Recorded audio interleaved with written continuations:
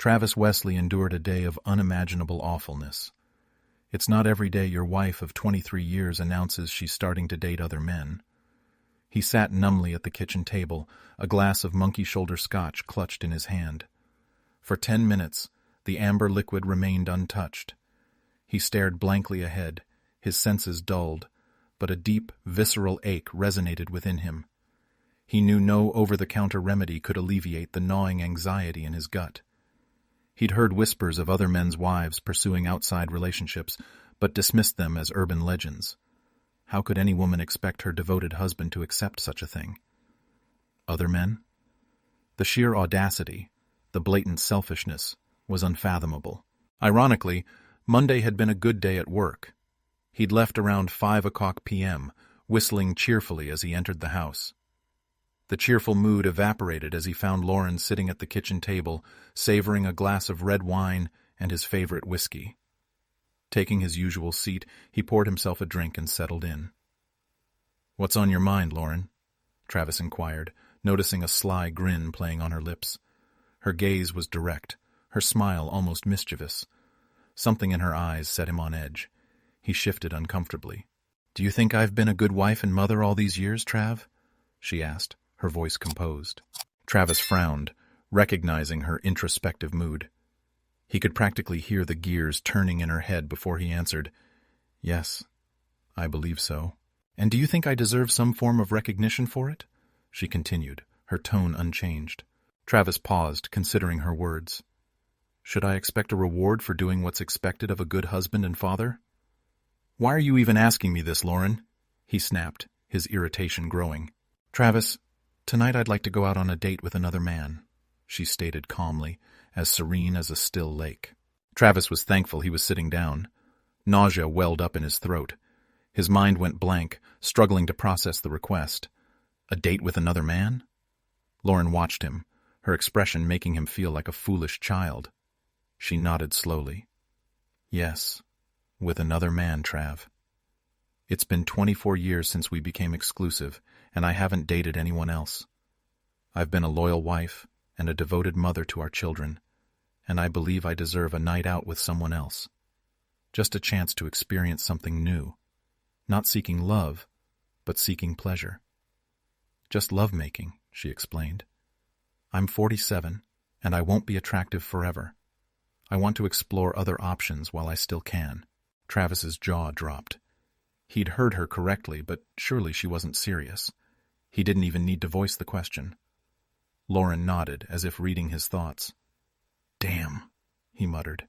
She rose from the table and went upstairs to change. Moments later, she descended, looking stunning in a little black dress that hugged her figure. It featured a daring cutout, revealing part of her chest, and barely reached mid-thigh. Her makeup was subtle. A beautiful woman needs little adornment, and her long blonde hair was pulled back in a high ponytail. She was a sight to behold. Lauren noticed her husband was momentarily captivated. "I won't allow this, Lauren," Travis declared, rising from his seat. "I don't know what you're thinking or what you're up to, but you won't go through with this while you're still my wife." Lauren's bright smile twisted into a bitter grin. "You won't spoil my evening, Trav. You can talk tough, but deep down you know you won't divorce me over this. Where else will you find a woman like me? You know it's true, and the kids will be furious with you for tearing our family apart. Toughen up, Travis. Let me enjoy myself for a while, and then it'll just be you and me again, growing old together. You love me, Travis. You don't want to be alone, while I have plenty of options." A car horn honked outside. Grabbing a small bag, Lauren moved towards Travis, attempting to kiss him goodbye. He recoiled as if shocked. Stepping aside, Lauren looked momentarily surprised and hurt, then her expression hardened. "I'll be back." "Maybe," she said, and left. He watched in horror as she walked out the door. Could his 23-year marriage really be ending? That's what it felt like. Lauren didn't even glance back. He pondered how researchers had confirmed the sad reality of attractiveness, how it gives some an advantage in life, how it helps with friendships, attention, even grades. In Lauren's case, it had been true. amplified when she'd blossomed at 13. She'd learned early that a flutter of her eyelashes and a smile could get her almost any boy she wanted. And after weathering the indifference of boys who played hard to get, she'd simply accentuate her allure a bit further, effortlessly ensnaring nearly every boy she met. Travis, a promising athlete popular among his peers, succumbed to Lauren's charms almost instantly upon their encounter. Their paths crossed in the 8th grade when his family moved to town, and the instant he met her, he was smitten. Eventually, Travis gathered the courage to ask Lauren on a high school date, which she accepted. They began a relationship that lasted until the early weeks of their junior year. It was then that Lauren broke things off with Travis to pursue Landon L.D. Thompson, a starting player on the school's football team. At that time, Travis stood at 5'4" and weighed 110 pounds, while L.D. was an impressive 6'2" and 220 pounds. Despite being deeply hurt, Travis understood the reality of the situation. Lauren occupied a different stratosphere in terms of physical attractiveness, and most boys in school couldn't compete with her in that regard. As Lauren's romantic entanglements with football players escalated, she began associating with a popular crowd at school, while Travis remained among the countless anonymous faces in the hallways. He dated and befriended a few select students, but had no contact with Lauren throughout his school years. On the rare occasions they crossed paths, she treated him as a total stranger. Initially angered by this, Travis eventually came to accept it. By his senior year, Travis had grown 2 inches taller and gained 40 pounds. He had blossomed into a handsome and athletic young man, though he still fell short of matching Lauren's standards of beauty. But then again, few men could. He attended prom with his attractive but unremarkable girlfriend, and they both lost their virginity to each other that night. Lauren, meanwhile, was crowned prom queen, while her date was named prom king. After graduating, however, it became evident that Lauren's reputation as a maiden was not entirely accurate. She had a knack for manipulating situations to her advantage, and lovemaking often became part of the equation for those fortunate enough to date her. After high school, Travis pursued accounting at Michigan State University. Over the course of his 4 years there, he dated several girls but didn't involve himself in any serious relationships. Meanwhile, Lauren studied marketing at Central Michigan University, where she engaged in numerous relationships and slept with multiple men. She even became involved with a marketing professor to improve her grade from a B to an A. Years of being desired had turned Lauren into a master of the game. Through a twist of fate, both Travis and Lauren ended up landing jobs in Grand Rapids after graduating college. Almost a year later, Travis and several coworkers were unwinding at a popular bar and restaurant on a Friday night when Lauren walked in with 2 companions. All eyes immediately turned to the striking woman in the short green dress with a plunging neckline. Lauren barely acknowledged the attention, which had become routine for her. "Who is that goddess?" Steve White exclaimed to the entire table of co-workers. Without hesitation, Travis replied, "Ladies and gentlemen, meet Lauren S.S., the goddess and my middle school sweetheart." Every head at the table swiveled from the woman to Travis, many with expressions of surprise. "You know her?" one asked incredulously. Travis winced, disliking the attention he was suddenly receiving. "We were about 14. Once high school started, I became invisible. She ignored me for all 4 years," he muttered quietly. "So, any juicy stories from back then?" quipped one of the women at the table, prompting laughter from the group. This caught Lauren's attention. She thought she recognized one of the men at the table, but wasn't entirely sure. The trio took a seat nearby, with Lauren facing the table of the vaguely familiar man. "Dude, why don't you head over and say hi?" White urged. "You're practically drooling," Steve joked. "Casey, come on," chimed in another colleague. "She acted like she didn't know me for 4 years." "I don't think she'd remember me now," Travis muttered, nodding in agreement with several others. Meanwhile, Lauren observed the man while enjoying her meal. Then, she snapped her fingers and pointed at him. "It's unwise, Lauren," cautioned one of her friends. "Pointing at someone in a restaurant could lead to trouble in certain places." She paid no heed to her friend's comment. "I'll be back shortly," she declared. I need to greet an old friend. Lauren practically leaped from her chair and strode over to Travis's table. Trav, hello! I'm so happy to see you, Lauren exclaimed as she approached him. Travis rolled his eyes at his friends before turning to face his former classmate with a forced smile. Lauren, it's nice to see you, Travis replied, his voice devoid of emotion. Rising from her seat, Lauren closed the distance between them and tenderly kissed Travis on the lips, placing her hands on his shoulders. Their colleagues sat in disbelief. Travis was taken aback as well. Lauren noticed and flashed him a smile that wasn't entirely innocent. She knew she could play this game effortlessly, aware that he couldn't reciprocate. Let's head back to our table. I'll introduce you to my friends, she suggested, taking his hand and practically pulling him along. He spent the rest of the evening with Lauren and her two friends. Before leaving, Lauren took out his phone, added her number, and kept his. For Lauren, it was intriguing to find Travis seemingly indifferent to her advances. It was a novel experience for her. He was polite at the restaurant but divided his attention equally between her and her friends throughout the evening.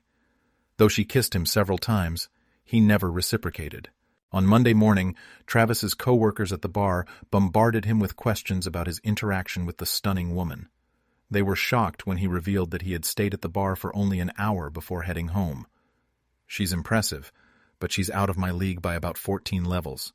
I get it, he grumbled. I don't need that kind of drama. Travis encountered a similar predicament in the parking lot at his workplace 2 days later. As he left work, he muttered to himself upon spotting her waiting by her car. Though he reluctantly acknowledged that, dressed in a size too small, she exuded undeniable allure, he remained cautious. "Why didn't you call, Trav?" she murmured softly as he approached. Travis fought the urge to widen his eyes as he scanned Lauren's figure like a starving man glimpsing his first meal in weeks. Her low-cut top was unbuttoned down to her cleavage, and the hem hovered just about 5 centimeters below her waist. "Damn," he muttered under his breath as she leaned in to wrap her arms around his neck and plant a kiss on his lips.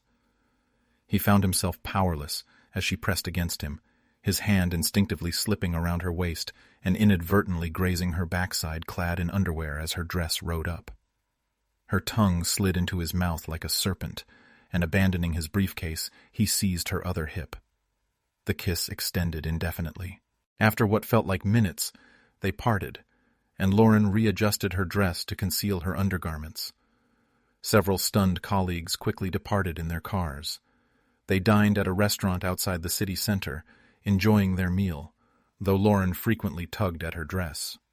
Both Travis and the young waitress appeared entertained by her struggle. Travis remained cautious of Lauren, but in the presence of a seductively dressed goddess, he was defenseless. His best hope was to perform admirably in bed that night. "Oh my God," Travis murmured to himself as he gazed at the undressed Lauren for the first time. This woman was the goddess Travis had always envisioned.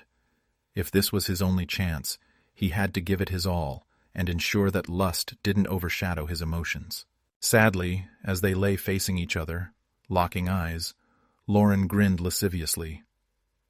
"I made a huge mistake years ago," she whispered. "You're incredible. Who knew? If only I'd realized. We've wasted so many years, Trav." Lauren recognized potential when she saw it. Though Travis didn't match her in looks, he was handsome, fit, and seemed destined for success, and he excelled in bed. "I thought she was speaking to herself," Travis admitted. Despite Travis's reservations, primarily about her self-esteem, their relationship flourished. While her physical beauty was evident, he gradually fell for the person Lauren truly was. "I purchased an engagement ring, but before proposing, we sat down to discuss our views on fidelity," Travis stated as they settled at the table for a serious conversation. "What occurred in the past remains there. The same applies to me, but I need clarity about the future moving forward. I want full exclusivity between us. No exceptions. If you doubt your ability to commit to this for us, I need to know now." He placed a small black box on the table between them. Lauren locked eyes with Travis, then glanced at the box. "I will never betray my husband." "Never," she declared as Travis opened the box. Travis recalled her words. Apparently, his wife didn't consider this betrayal given the advanced warning. He knew that wasn't the case. She hoped he would interpret it that way because if he didn't, he wasn't truly accepting it. Travis knew Lauren had countless opportunities to stray over the years, yet as far as he knew, she'd rejected them all. As a faithful wife should.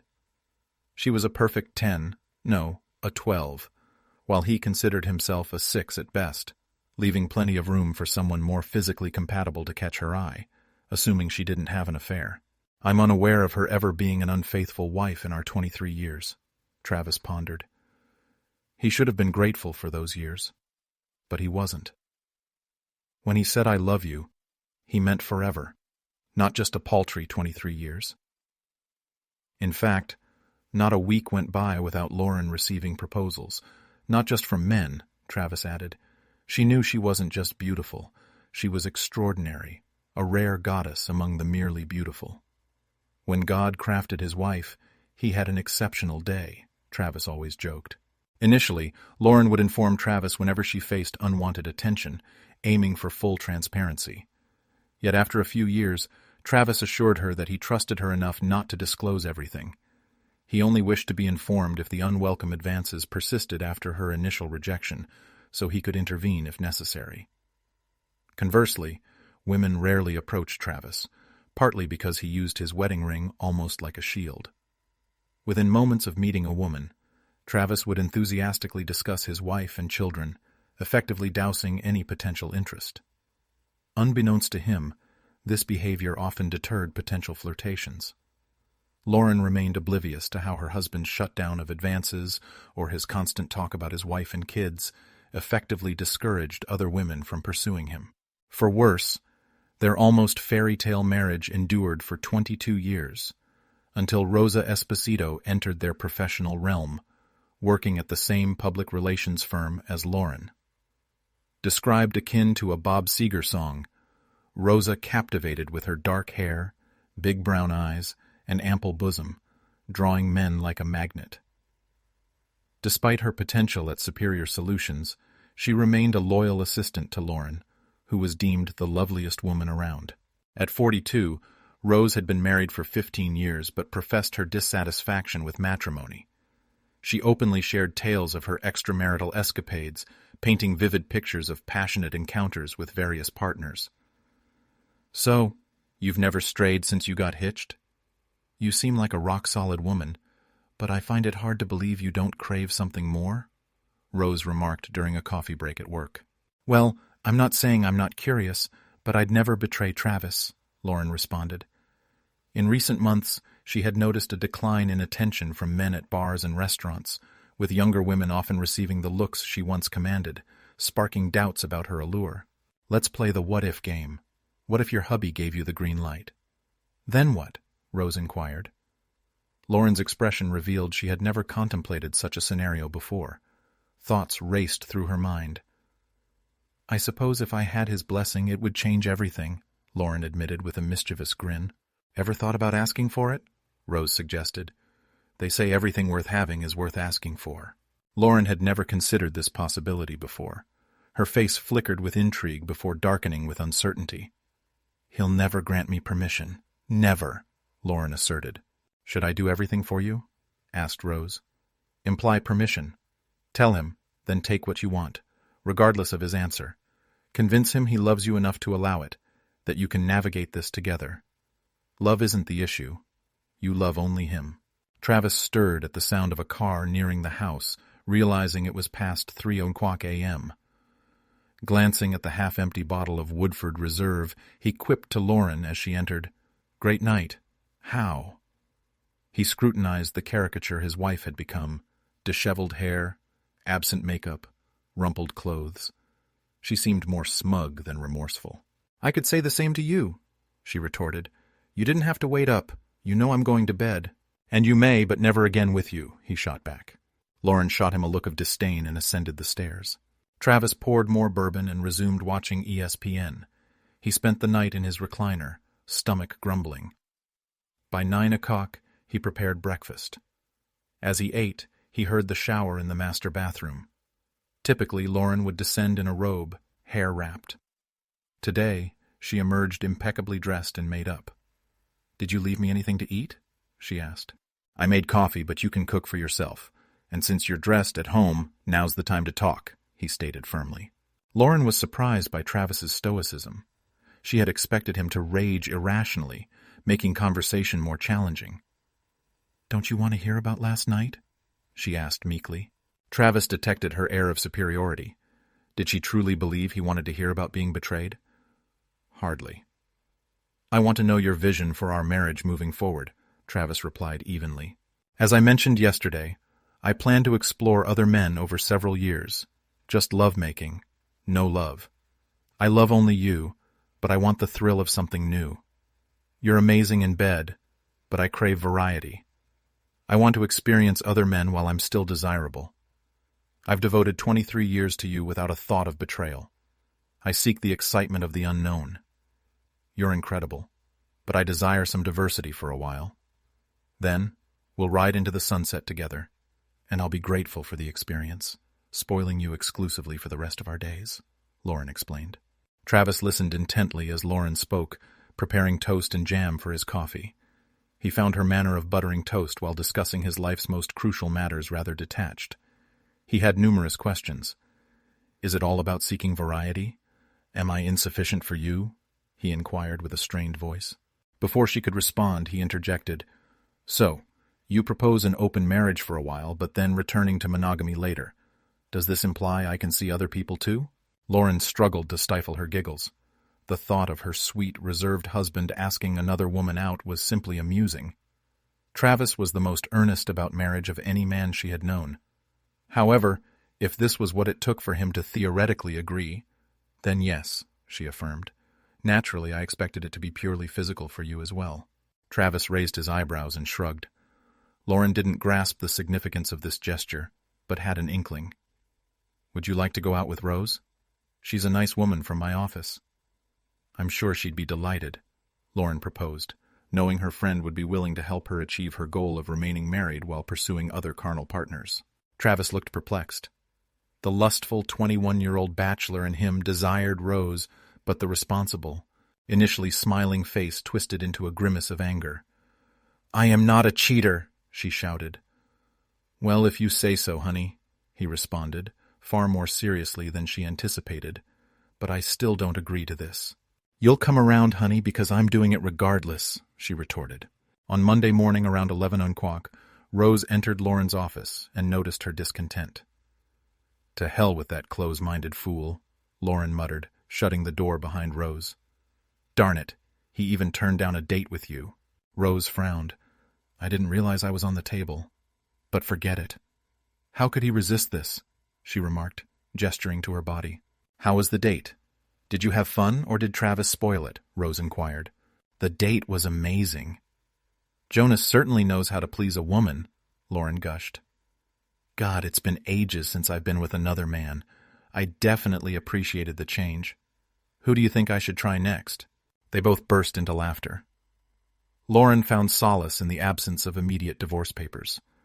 With minimal interaction between them, she opted not to inquire about Travis's intentions. Unbeknownst to his wife, Travis wasn't eager to rush into divorce. He held on to hope that she'd come to her senses and halt her foolish plans of infidelity. He believed forgiveness and moving past her transgression were possible if she abandoned her reckless pursuits. His optimism grew when Lauren skipped a date the following week. Despite their continued bedroom separation and strained communication, he saw a glimmer of hope. However, on the next Friday evening, Lauren was once again impeccably dressed, seemingly prepared for a date. "Are you seriously considering this again? With the same guy? Or are you eyeing someone else this week?" Travis queried sharply. "Damn, Trav, did you not hear anything I said? This isn't about you. It's about me fulfilling my desires before I lose my allure. It's not that I want you any less. I just crave more variety. You get it? I'm constantly pursued, and I just want to indulge. But I'll always come back to you," she explained. "What if I don't want you to come back? I won't share you. I won't stand by while you enjoy yourself. This isn't who I am. I won't wait as you test half the men in town. One date, maybe I could stomach, but twice? It's utter disrespect. Betrayal. Spending all night out partying? We're finished. That's not my purpose on this earth, he asserted. Wah, wah, wah, wah, wah, wah, she mocked, wiggling her fingers. You don't want to lose me. It doesn't have to be all or nothing. Last week, Travis instructed his lawyer to prepare all the necessary documents, hoping they wouldn't be needed. He intended to call his wife Monday morning, but first, he had to inform his daughters. When he called them that evening, neither Jackie, 21, nor Michelle, 19, appeared outwardly surprised, but upon speaking with both, he realized Jackie may have had an inkling. So, you knew she was heading toward this disaster and didn't tell me? He exclaimed over the phone. You don't think I deserve to know what was happening? Please, Daddy, I was in a tough spot either way. One of you wouldn't have been pleased with me. Plus, it's her body. It's not yours to control. And if she wants to share it, stop. Don't go on, Travis interjected. I get that she's put you in a tough spot, but don't tell me she can do whatever she pleases with her body whenever she pleases. Because this body belongs to her daddy's dolly. Your vows abolish any discussion about her body. I understand, but... He started before she cut in.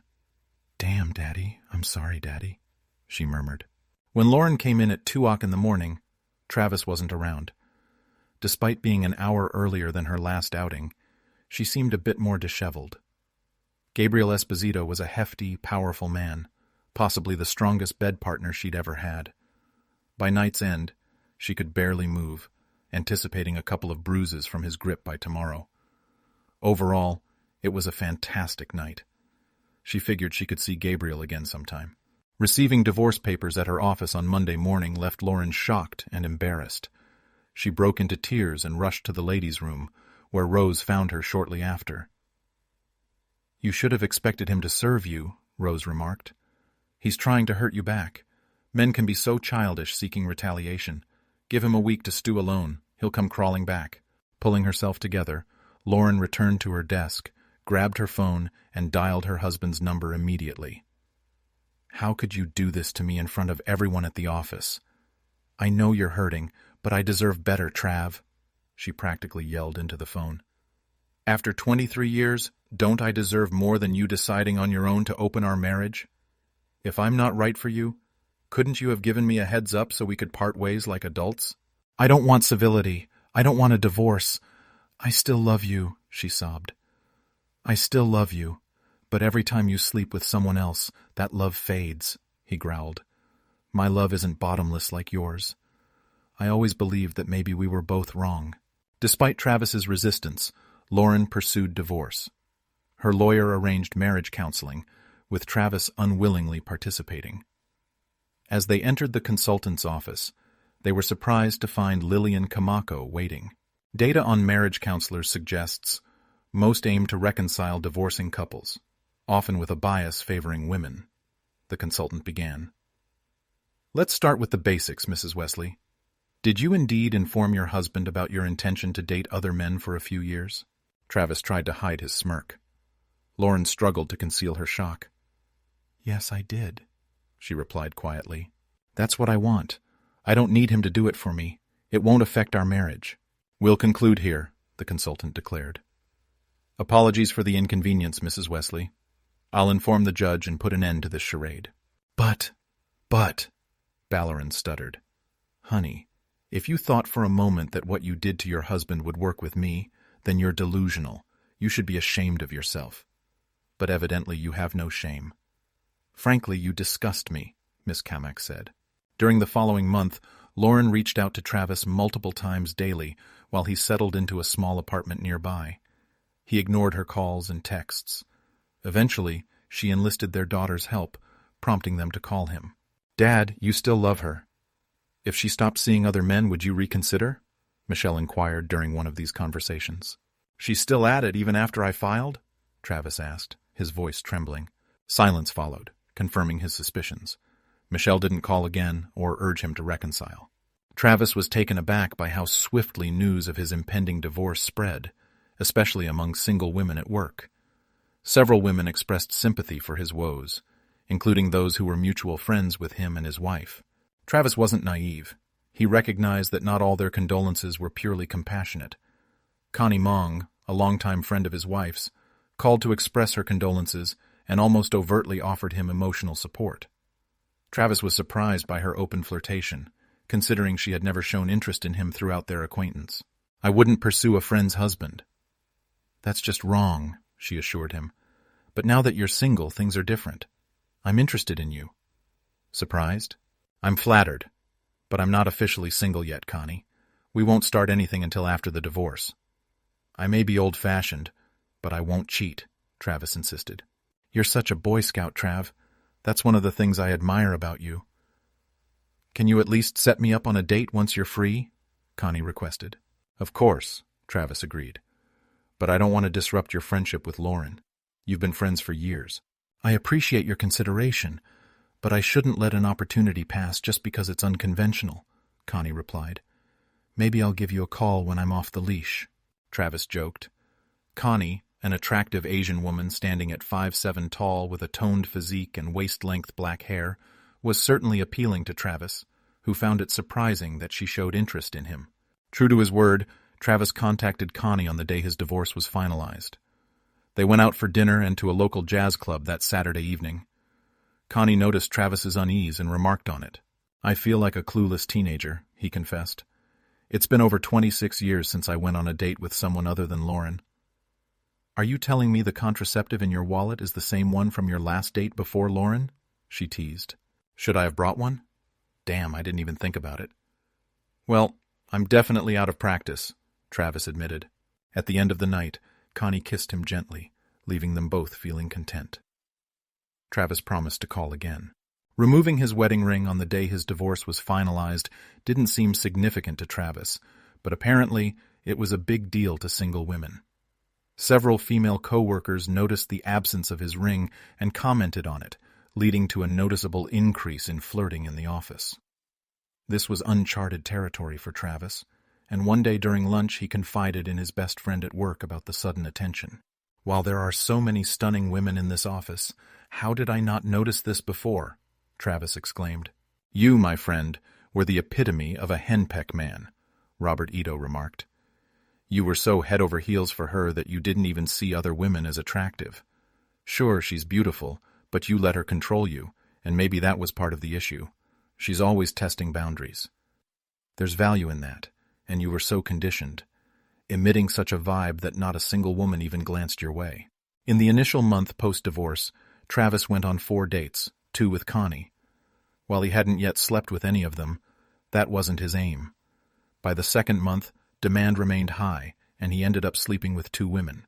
Travis's daughters, who had been more in touch with their mother than him lately, repeatedly heard her claim that while she could attract any man effortlessly, their father struggled to find companionship, let alone a steady girlfriend. Feeling sorry for their father, they paid him a surprise visit one Saturday morning about 2 months after the divorce. Travis wasn't pleased about being awakened at 8:36, especially after entertaining his guest late the previous night. Sonia, a buxom 25-year-old, was the daughter of a friend in need of a reliable escort for her wedding.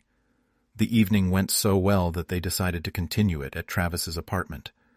Just as Sonia was asleep in his bed, Travis, clad in a robe, opened the door to find his daughters smiling with bags of breakfast goodies. "What's going on?" he asked, surprised, as they entered. "Hi, Dad. Can your 2 favorite daughters join you for breakfast?" Jackie chirped as they unpacked the bags. After exchanging kisses on the cheek, Travis led them to the kitchen table. They were midway through the bagels when Sonia emerged from the bedroom in one of Travis's shirts, partially unbuttoned and likely nothing else. "Sorry, I didn't know we had guests, baby," Sonia said. "Mom said you call the shots." Both girls blushed as Sonia poured herself coffee. No, Sonia. These are my daughters, Jackie and Michelle," Travis clarified, pointing to each. "We were having breakfast bagels with salmon."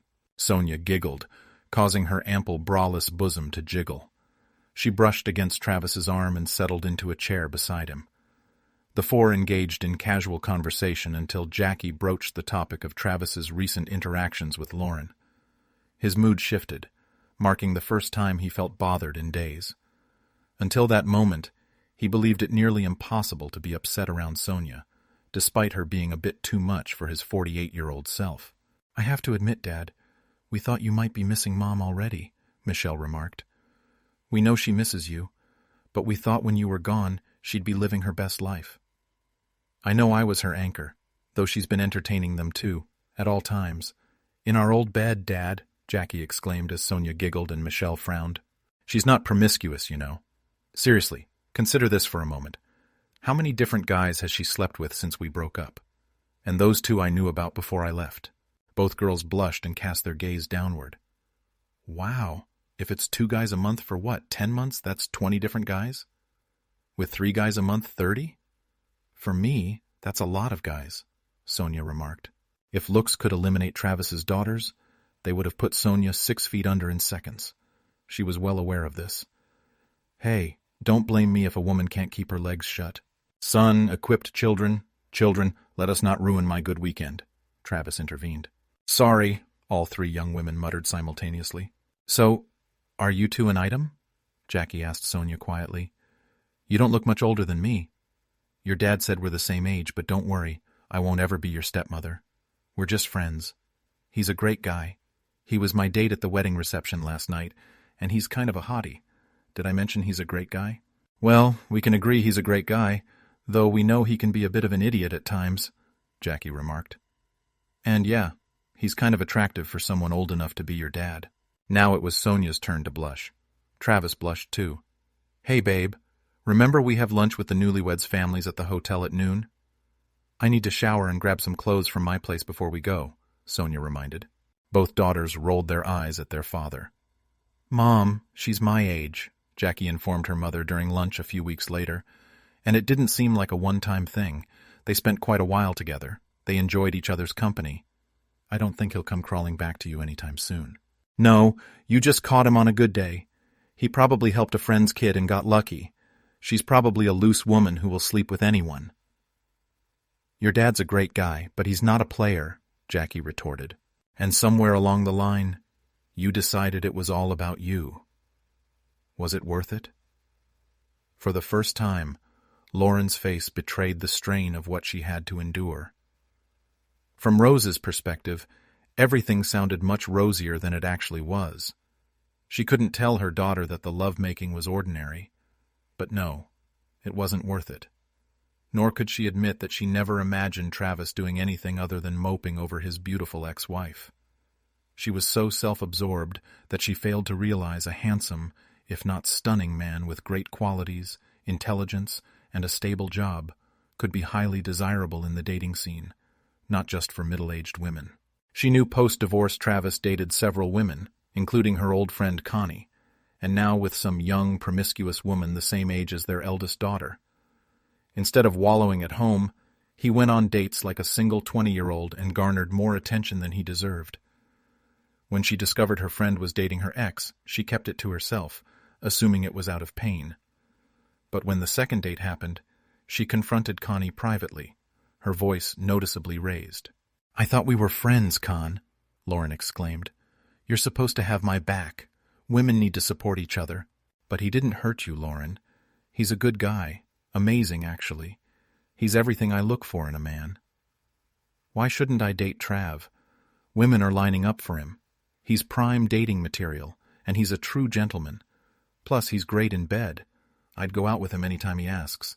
How could you push away such a catch?" Lauren stood in silence, gaping at her friend. She was starting to realize that her error was snowballing. She loves Travis and despises returning to an empty house each day, dreading sleeping alone at night. Travis, on the other hand, never envisioned his life becoming so eventful. He would have been content with his old mundane routine. Apart from that, life was treating him well. Work was fulfilling, and his social life was vibrant. He enjoyed the company of women of various ages, with many of his dates leading to closeness. He wasn't actively seeking a long-term commitment, but he relished the variety. There was more to life than being married to a beautiful woman. Mara Goodling sported chestnut-colored hair with golden undertones that framed her pale complexion and large brown eyes. She possessed a petite figure and elegant attire, which accentuated her professional demeanor. Mara, with her shoulder-length silver hair accented by purple streaks, secured her ponytail beneath a Chicago Cubs baseball cap. Her form-fitting blue Cubs t-shirt highlighted her ample bosom, while her light blue Levi's hugged her 60-year-old figure with the snugness of a 20-year-old's. Sitting in the left field bleachers at Wrigley Field, she drew considerable attention. Among her admirers was Travis Wesley, the ex-husband of Lauren Wesley, one of Mara's longtime colleagues. Travis and Mara's Cubs game outing was part of a weekend getaway to Chicago. Mara had worked alongside Lauren Wesley for over 15 years. I'd met Travis at several company functions where he accompanied his then-wife, and I always found him handsome and agreeable, Mara mused. She knew Travis and Lauren had divorced approximately 2 years prior, while she herself had been widowed for about 5 years, her husband lost in a car accident.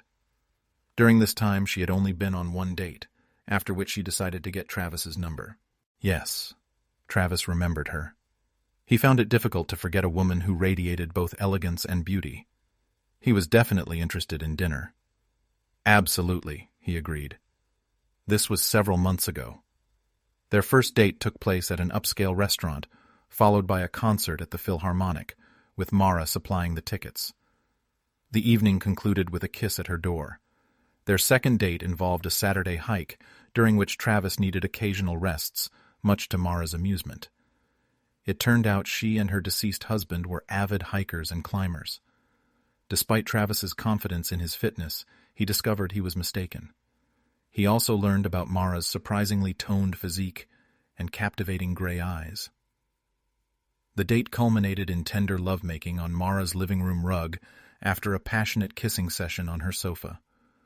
Her blend of sophistication and girl-next-door charm captivated him. Mara enthusiastically embraced Travis's suggestion of a sightseeing weekend in Chicago as their third date. During their first outing, Mara told Travis she had no plans to tell Lauren about their relationship. While she wouldn't deny it if asked, she wasn't going to broadcast it. Mara also informed Travis that Lauren had told her colleagues that she and Travis divorced due to irreconcilable differences. Travis reiterated the same story he'd told others. Lauren had cheated on him with at least 2 other men, without going into further detail. In the 2 years since the divorce, Travis had enjoyed several meaningful relationships and relished what he considered an exceptional sex life. His partners thought highly of him, with some hoping for more than just a casual connection. While Travis aimed to rebuild trust in women and pursue marriage, Lauren had different goals. As she'd told her then-husband before their initial date, she sought only physical gratification. While still attractive to many, she wasn't looking for emotional attachments like most of her companions. This fundamental difference between the ex-spouses posed a problem for Jackie, deeply involved in wedding preparations, funded by her content father. When Lauren suggested to Jackie that both parents attend the wedding unaccompanied to alleviate tension, Jackie readily agreed and relayed the idea to her father over lunch that week. "Is this your brilliant idea, or your mother's?" Travis inquired sternly. "I plan to bring a lady friend. I'm paying for this affair, and I intend to enjoy it with my companion. Have you even taken dance lessons, as I have, specifically for my wedding? It's rather endearing." "No buts, Jackie," he continued. "She's clearly trying to manipulate me, acting selfishly to control the situation. I'm sorry, but I won't attend my daughter's wedding without a date. If you lack the courage to tell her, then I certainly will. She can come alone or with someone of her choosing." "I'll bring mine," Travis asserted. "Understood, Dad. I'll talk to her. I appreciate your perspective and am eager to watch you dance, but could you perhaps bring someone closer to your age?" "I can accommodate that. But do watch Sonia and me dance," Travis beamed, receiving an equally broad smile in return. Travis escorted Connie Mayong to the wedding. Despite their disagreement over the sea-green dress he purchased for her, Travis reasoned that as the father of the bride, dressed in a tuxedo, she required a new dress, which he happily financed. "And I realize it necessitates shoes," he added with a grin. Walking his eldest daughter down the aisle proved one of the most bittersweet experiences for Travis. It was everything other fathers had described, yet he recognized it was a wonderful day. He, Connie, and his children celebrated, dancing late into the night. The only disharmony arose when his ex-wife arrived with her own date. While Travis remained indifferent, the man spent much of the wedding glaring at Travis and later at several women, behaving like a boorish drunk. Upon Jackie's request, Lauren quickly escorted the man out, visibly embarrassed. In a brief restroom encounter, Lauren confronted Connie, accusing her of... Connie calmly refuted the accusation of stealing Lauren's man, clarifying that Travis had already divorced Lauren before their relationship began. Lauren remained silent, allowing Connie to leave without further confrontation, unwilling to disrupt the celebratory family occasion. A few months after the wedding, Michelle visited her father, appearing visibly uncomfortable. Travis observed her for a moment before asking, "All right, Michelle, what's wrong? You seem on edge tonight." Michelle blushed deeply and stammered, "Dad, you know Mom sometimes talks about getting back together with you, about winning you back once she stops seeing other guys.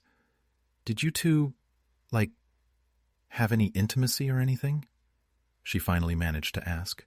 "My personal life isn't your concern, young lady," Travis snapped, but added, "No, I didn't sleep with your mother." "Well, the thing is," Michelle confessed quietly, avoiding her father's gaze, "she has an STD, Dad. I overheard her talking to her friends, and she mentioned having syphilis." Travis looked surprised, then saddened. Michelle watched him from the corner of her eye. "I guess you're telling me because you're worried about me," Travis said. "But it's standard procedure to inform all potential partners about the disease so they can get tested." "I didn't know that," she replied. "I was just concerned about you, Dad. Mom is still seeing other people. Some of my friends say she's promiscuous. It's always uncomfortable when a friend paints an unflattering picture of your parent." A few days later, Travis received a disturbing call from Mara. He realized she shared Michelle's concerns, likely worrying about her own health. "If you're wondering if I slept with my ex, the answer is a definite no," Travis assured her. "Believe me, Mara, I understand your worry, but I can't control my ex's actions. Scandal is the nicest word I've heard used to describe her lately," Mara remarked. In recent months, Lauren's exploits had become common gossip. It seemed the longer she was single, the more reckless she became. Lauren used her STD diagnosis as leverage to try and win Travis back. 6 months after being declared cured, she plotted their reunion, still harboring resentment towards Travis for initiating their divorce, which had never been her intention. She assumed he wouldn't dare divorce someone like her, believing he'd never find anyone comparable. Her plan might have worked if other women hadn't pursued Travis. Confident in her attractiveness, she couldn't comprehend his appeal to others. "I know he's great, but can't these women see he's not on my level?" she lamented to Rose one evening as they sipped margaritas, waiting for their dates. Rose, however, encouraged Lauren's lifestyle, completely underestimating Travis's depth. Expecting Travis to wallow in misery while she enjoyed herself, Lauren and Rose kept tabs on him after her ultimatum, only to discover his post-divorce dating life was as active as her own. If Lauren were honest, she might admit her ex-husband's emotional fulfillment seemed superior. While Travis genuinely enjoyed his dates, Lauren confined herself to her familiar circle, though lacking genuine connection. After her STD scare, she noticed a prolonged lull in her romantic life. Perhaps it was time for her and Travis to reunite, she mused. Travis was stunned by the voice on the other end of the phone. He hadn't spoken to his ex-wife in almost 2 years. One of his daughters must have given her his new number. While he hadn't explicitly forbidden them from doing so, he'd made it clear he saw no need for further direct communication. "Hi, Trev," she purred. "I think it's time we talked." "I thought we agreed not to talk until Melanie got married," Travis replied. "Since that hasn't happened yet, perhaps we should go back to silence." "Still the same Travis," she persisted. "Still trying to deny you love me. But deep down you know you want me back." "Still the same, Lauren," he retorted. "You still think everything revolves around you." "Look, Lauren, I know you're angry, but I truly loved you. Maybe I should have just cheated and kept it hidden, but that would have been deceitful," she admitted. "It was still cheating, Lauren," Travis interrupted. "Just because you told me you were going to do it doesn't make it any less real. You did it because you thought I'd never leave you. Do you think so little of me? I know you think you're a 10, hell, a 12, Travis continued, And you are beautiful. But I don't need to live in your shadow. The past few years have shown me I'm more than just the husband of a beautiful woman. Other women appreciate what I offer and are willing to reciprocate emotionally. My recent years have been wonderful. Why would I want to go back to a selfish woman who clearly doesn't respect me and, no matter what she says, doesn't love me the way I loved her? Loved. Past tense, he concluded. After hanging up, Travis turned to the woman beside him. Ready for round 2? He asked Sonia. Sonia eventually found her soulmate and married him. But Connie and Mara continued their relationships with Travis. He loved both of them in his own way, but never remarried. They, too, loved him in their own ways and accepted this dynamic. Several years later, both were invited to his second daughter, Michelle's wedding. This displeased Lauren, who hadn't invited her boyfriend. She complained to her daughter, but Michelle was unsympathetic. After me, Jackie and her family, Connie and Mara, are the 2 closest people in Dad's life, Michelle replied. They love him for who he is and prioritize him over their own selfish interests, which is more than I can say for some people. He was yours, and you discarded him for fleeting pleasures. Why? Simply because you feared growing older and assumed he had no other options, that he'd never leave you, not for anyone or anything. You believed he was trapped. Travis, however, found contentment in his life, even if it wasn't his ideal scenario. He left a situation he found intolerable. He chose peace over misery. Lauren's life wasn't filled with solitude and remorse. She remained attractive, and beautiful women often find male attention readily available. Lauren received frequent advances and engaged in numerous short-term relationships. However, none of these connections developed into anything meaningful, leaving her with a sense of emptiness.